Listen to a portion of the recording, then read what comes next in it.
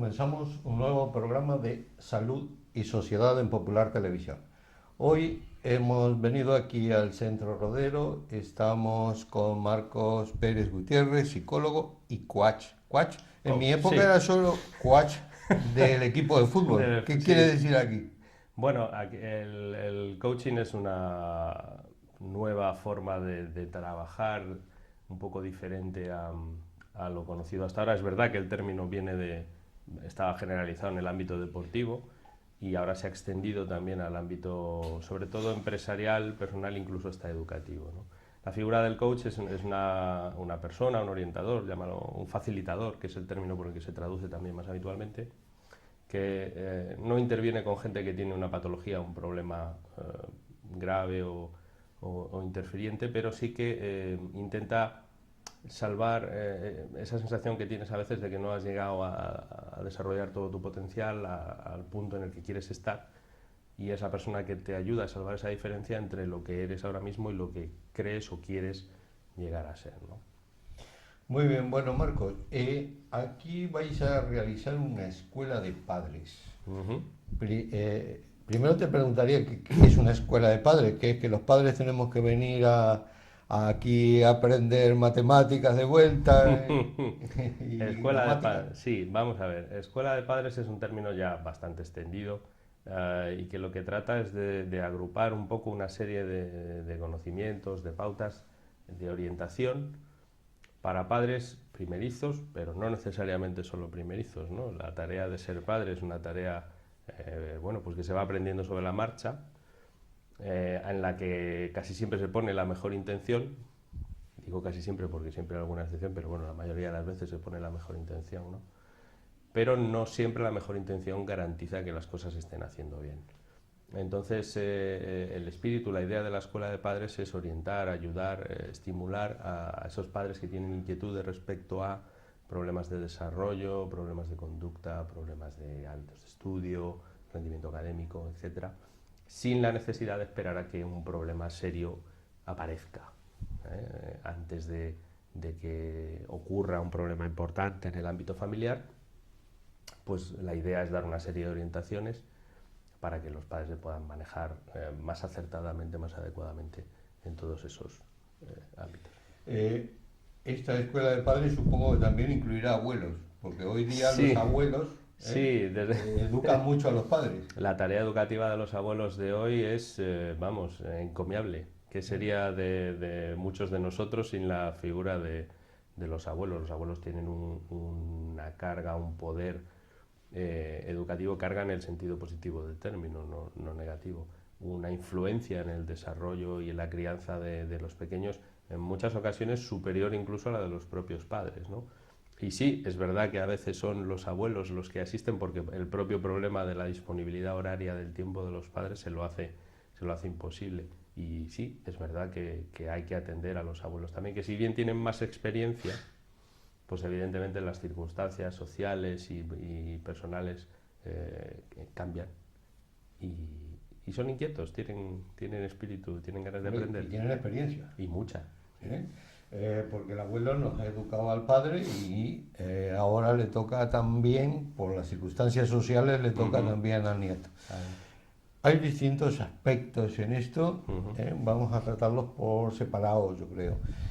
Por un lado, una cosa que nos preocupa a todos los padres es que nuestro hijo sea Einstein, que su rendimiento académico Ujú. sea el número uno. Ujú. Esto hay distintos estilos educativos.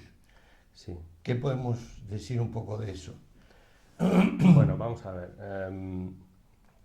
Nosotros tenemos un capítulo específico dedicado a estilos educativos, no estrictamente o exclusivamente en lo que tiene que ver con el rendimiento académico, el estilo educativo en general, más permisivo, más autoritario, más incluso negligente en algunos casos, pero que sí, evidentemente, tiene luego un reflejo en el rendimiento educativo del niño.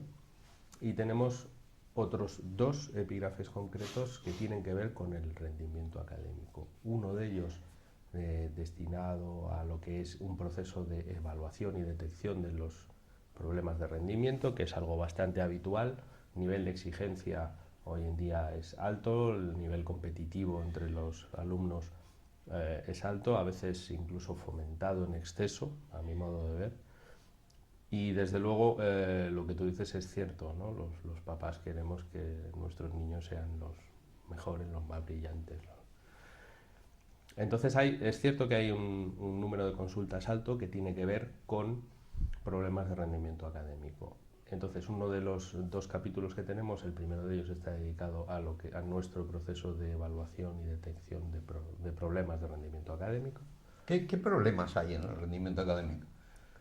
Bueno, vamos a ver, digamos que el problema de moda, por así decirlo, si se puede utilizar esta terminología, es el TDAH. Tú en tus años de experiencia supongo que hayas ido viendo que hay trastornos que por momentos como que eclosionan, de repente todo el mundo tiene la determinada patología, ¿no? En clínica ha habido momentos de depresión, ¿vale? Todo el mundo tenía trastorno del estado de ánimo. Y de un tiempo a esta parte, en el ámbito escolar, en el ámbito académico, en el clínico, prácticamente todas las semanas tenemos 1 o 2 presuntos, y subrayo el término presunto, casos de déficit de atención con o sin hiperactividad. Ese es uno de los problemas que más preocupan. ¿Y cómo se puede detectar que tiene ese problema? Es decir, para yo acudir a alguien que me ayude a que mi hijo pueda solucionar ese problema, ¿cómo detecto? ¿Cuáles son las señales de alarma? Bueno, la mayoría de los casos que vienen a consulta lo hacen a partir de los 6 años de edad, que es el inicio de la escolarización obligatoria infantil, en primaria. ¿Por qué es este punto de desarrollo cuando se encienden casi todas las alarmas? En el punto de escolarización infantil previo, además de no ser obligatorio, es una escolarización muy lúdica, donde lo que prima es el juego, la estimulación, no tanto la norma, la regla, el respetar horarios, turnos y demás. Los niños que tienen dificultades de este tipo las presentan, por ejemplo, en esto. Les cuesta respetar turnos, les cuesta amoldarse a los horarios, las rutinas, digamos lo que son las estructuras un poco más rígidas son lo que le genera problemas. Esas estructuras no aparecen hasta que no empieza la escolarización de primaria. Y entonces entre el primer y segundo año de primaria es cuando ese niño que antes era un niño inquieto y ya está, empieza a manifestar una serie de problemas más disruptivos en el ámbito académico en clase. Es el niño que es imposible que esté sentado, que se levanta, que molesta, que habla, que salta de una actividad a otra, que no termina nada, que revuelve. Y ese es el momento en el que normalmente se hace la consulta en primera instancia. El diagnóstico, no existe una prueba, un análisis, una radiografía que nos sirva para diagnosticar un TDAH. Lo hacemos a través de una serie de pruebas, de un screening, aplicando diferentes, nosotros aplicamos un protocolo con 3 pruebas diferentes que nos permiten evaluar un poco todo lo que tiene que ver con la hiperactividad, con la impulsividad, con la inatención, que son los factores que están involucrados en el TDAH, ¿no? Para intentar ver en qué medida aparecen esos problemas en los niños que tenemos delante. Eso se traduce, es verdad, sobre todo a medida que vamos desarrollándonos y subiendo en la escala de escolarización. Claro, evidentemente los niños que tienen problemas de atención, los niños que tienen problemas de impulsividad, pues eso se traduce en problemas de rendimiento académico, sí o sí. Cuanto antes podamos hacer esa detección y podamos intervenir a través de nuestro programa de pedagogía terapéutica, pues antes podemos ayudar a poner el remedio a este tipo de problemas. ¿Tiene algo que ver este rendimiento académico con la inteligencia? No necesariamente. De hecho, la mayoría de los niños que tienen diagnóstico de TDAH, bueno, el déficit de atención puede ser con o sin hiperactividad, ¿no? Digamos que la etiqueta más popular es TDAH, pero puede ser simplemente TDA. Y la mayoría de estos niños tienen un nivel de inteligencia normal o incluso superior a la media. ¿Su problema cuál es? Pues por usar una comparación para que nos entendamos, es un motor que está subido de revoluciones, que va por encima de su régimen de funcionamiento normal. Entonces, son motores que más pronto o más tarde gripan. Los motores tienen un régimen de funcionamiento ajustado. Por debajo no funcionan bien, pero por encima tampoco. Los niños, a nuestro sistema nervioso le pasa lo mismo. Por debajo de cierto nivel de activación nos rendimos adecuadamente, pero por encima no solo nos rendimos mejor, sino que empezamos a rendir peor. La potencialidad, las capacidades de estos niños son capacidades, insisto, normales o incluso superiores a la media. Pero esos problemas que tienen, por ejemplo, en lo que tiene que ver con la atención o su impulsividad. Si yo tengo el examen delante y son niños que, por ejemplo, los padres y los profesores siempre dicen, está contestando la pregunta antes de haber terminado de enunciársela, con lo cual tienes muchas posibilidades, evidentemente, de equivocarte. Saltas de una actividad a otra sin haber terminado. No es que no tengas capacidad de asimilar esa información, sino que directamente ni la terminas. Pero su capacidad intelectual es perfectamente normal en la mayoría de los casos. Y en los casos de los niños que tienen un cociente intelectual muy alto, por encima de lo normal, por encima de la media. Altas capacidades. Altas capacidades puede ser un problema en sí mismo, es la paradoja, independientemente de que luego hubiera déficit de atención o no. Las altas capacidades sí pueden ser un problema en sí mismo, y esto a veces es complicado de entender. Como puede ser que alguien que está sobredotado intelectualmente resulta que fracase escolarmente, pero fracase además estrepitosamente. Hay alumnos que suspenden 6, suspenden 7, son alumnos disruptivos, son alumnos con expulsiones, con partes de incidencia, en fin. Bueno, si lo analizas despacio no es tan complicado de entender. Imagínate que tú, que tienes ya un nivel de desarrollo y de conocimientos avanzado, de repente te ves obligado a trabajar en un nivel donde la tarea más compleja que tienes que hacer es una suma de 2 cifras, pongamos por caso. Bueno, pues a lo mejor al principio dices, pues mira tú qué bien, esto es muy relajado y ya está.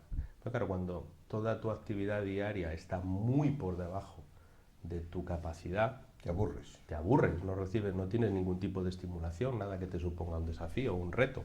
Y cuando te aburres, ¿qué haces? Pues qué decían las abuelas, cuando el diablo no sabe qué hacer con el rabo mata moscas. Se ponen a hacer otras cosas que no son las en las que tienen que estar. Efectivamente. Y esto se puede reconducir de alguna manera. Esto se puede reconducir naturalmente, claro que sí. La intervención en estos casos, en los casos de déficit de atención, pasa por dos vías que pueden ser paralelas o en ocasiones tomamos solo una de ellas. Básicamente los dos modos de intervención tienen que ver en algunos casos con el tratamiento farmacológico, y subrayo que en algunos casos, no en todos. Nosotros somos bastante conservadores en ese aspecto, no nos gusta abusar del tratamiento farmacológico en niños, si bien es cierto que hay casos donde se convierte en una herramienta imprescindible para poder ajustar ese motor del que te hablaba antes, conseguir bajar ese nivel de revoluciones para que después pueda actuar la segunda herramienta que tenemos, que es la pedagogía terapéutica. Es decir, entrenar, enseñar, dotar al niño de las habilidades, de las estrategias, de las pautas adecuadas para poder conseguir mantener controlado ese caballo desbocado dentro del camino adecuado y aprender, que aprenda a autorregularse, que aprenda a controlar su impulsividad, que aprenda a trabajar académicamente de la manera adecuada. ¿Qué consejos le daríamos a esos padres o abuelos o tutores de esos niños que han detectado que pueden tener más que un déficit de inteligencia, un déficit de atención? ¿Le podemos dar algún consejo para qué hacer con ellos? Bueno, lo primero, intentar no etiquetar a los niños, ¿vale? Porque en cuanto les colgamos una etiqueta, pues, asumimos un riesgo que es caer en la profecía autocumplida, es decir, al niño le etiquetamos de niño problemático, le vamos a tratar como tal y sin duda acabará siendo un niño problemático, aunque no lo fuera. Esto está reproducido experimentalmente cientos de veces. Cuando un profesor o un padre le cuelga la etiqueta de conflictivo a un niño, lo trata como tal. Y cuando lo tratas como tal, impepinablemente acaba convirtiéndose en un niño conflictivo. La parte positiva de esto es que también funciona a la inversa. Cuando tú haces una atribución positiva del comportamiento de alguien y lo tratas de acuerdo a esa atribución, la mayoría de las veces la evolución es positiva. Entonces, no etiquetar. Segundo, hacer un diagnóstico adecuado. Niños inquietos hay muchos. Niños con TDAH no hay tantos. A pesar de que es un trastorno con una incidencia, depende de los estudios que, que veas, que analices, pues en torno al 5%, que bueno, es una incidencia importante en una clase, 2, 3 alumnos por clase, es un número importante. Esto admite mucha discusión, el porcentaje de incidencia, pero bueno, desde luego está ahí. Entonces, un buen diagnóstico es importante porque, claro, del diagnóstico deriva la intervención que vayas a hacer después. Y sobre todo, nosotros ponemos más énfasis, como te he explicado anteriormente, en el tema de la pedagogía. Lo que queremos es que los niños adquieran sus propios recursos para su autorregulación.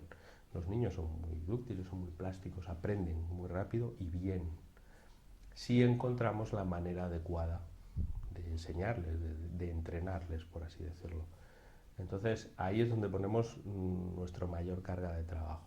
Nuestra pedagoga terapéutica tiene una cantidad de paciencia y una empatía con los niños muy alta, tiene mucha energía y se resuelve muy bien con ellos. Y la mayoría de los casos evolucionan positivamente. O sea que con un tratamiento todos estos problemas se pueden solucionar. Y otros casos de niños que pueden tener, por ejemplo, eso que se llama dislexia. ¿Qué es la dislexia? Bueno, la dislexia, coloquialmente hablando, en dislexia se engloban muchos problemas que no tienen que ver estrictamente solo con la lectura. La dislexia, etimológicamente, es una dificultad con la comprensión lectora. Es un problema importante, ¿por qué? O sea, leen pero no saben lo que están leyendo. Sí, efectivamente. La lectura es un proceso complejo, muy complejo, que como casi todos adquirimos de una forma intuitiva, pues no reparamos en la complejidad que tiene. Pero es un proceso complejo y que involucra diferentes vías y periodos de desarrollo. Entonces, hay ocasiones en las que hay problemas en ritmo, en velocidad, en comprensión. Leer es algo más que juntar letras y formar palabras. Eso es simplemente un proceso mecánico.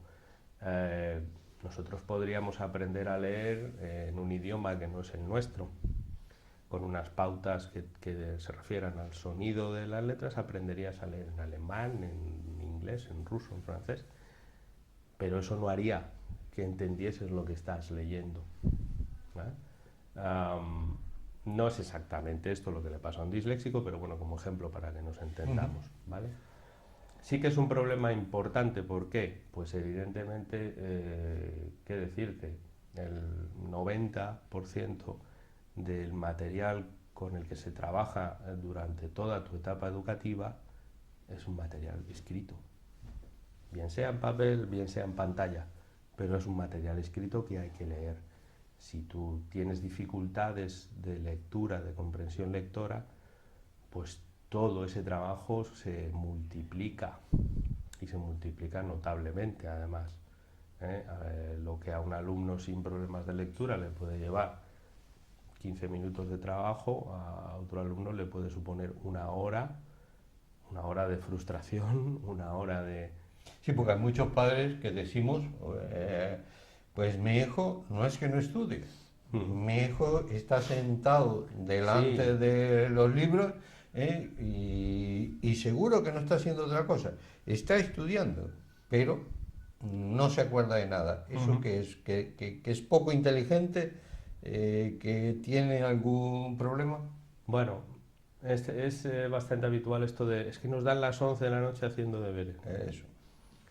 Vale, hay varios factores que tenemos que tener en cuenta.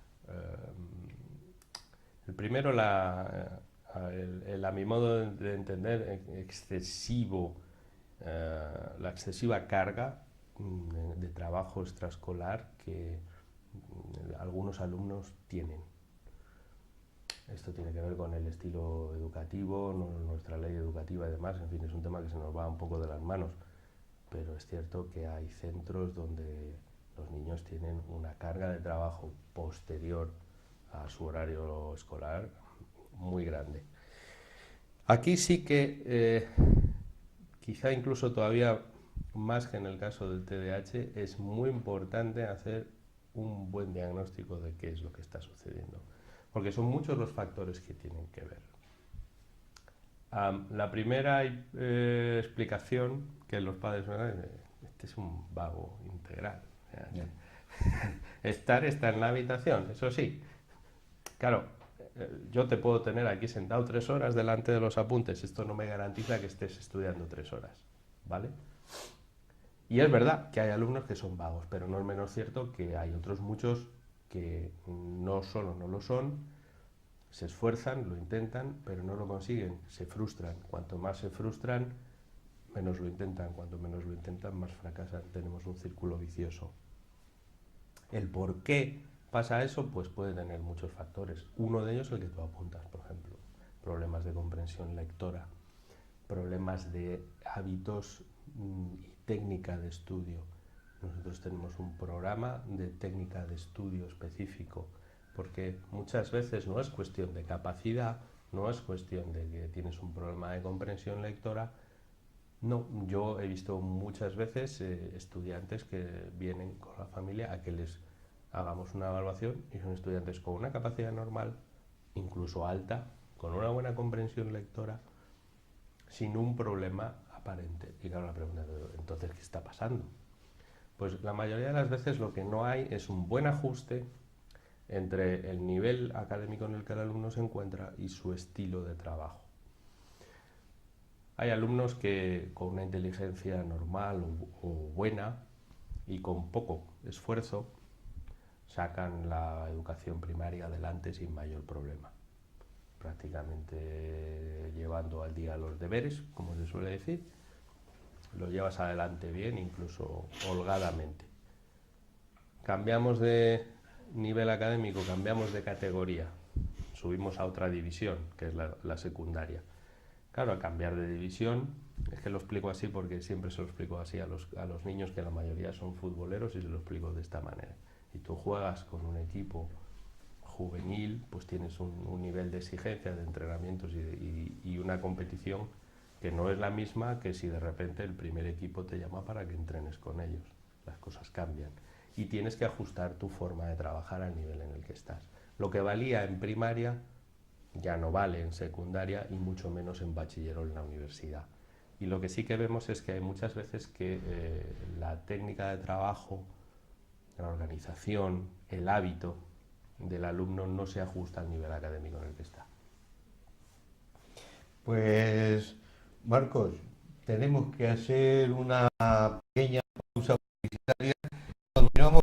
Yo creo que a los padres que tengan hijos en edad educativa, estoy viendo a que está muy interesado, tiene hijos pequeños. Los que ya los tenemos más adultos, ya no tenemos el problema. Así que una pequeña pausa y continuamos. Okay.